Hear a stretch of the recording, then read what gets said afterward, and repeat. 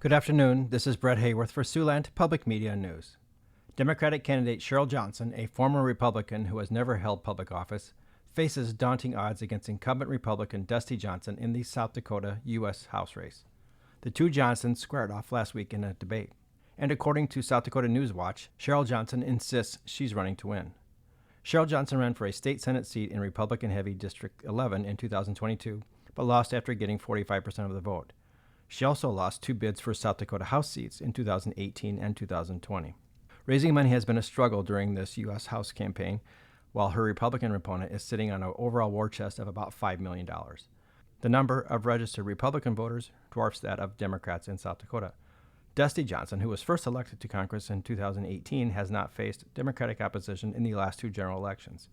Instead, he faced Libertarian candidates and won by margins of 55 and 62 points. Democrat Johnson has tried to gain bipartisan support by advocating for landowners amid carbon pipeline disputes.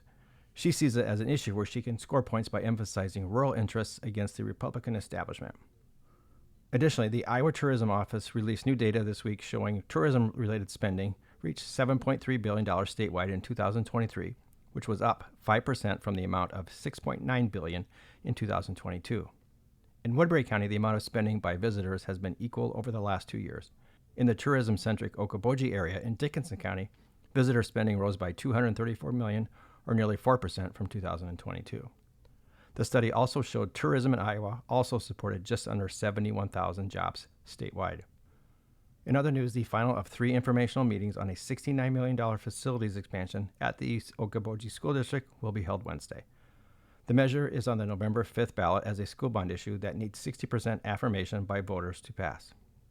The proposal would add an addition onto the high school and build a new elementary on the west edge of Milford. The district has seen a 23% increase in enrollment over the past decade. The meeting will be held at 6 p.m. Wednesday at the Milford Community Center. For Siouxland Public Media News, I'm Brett Hayworth.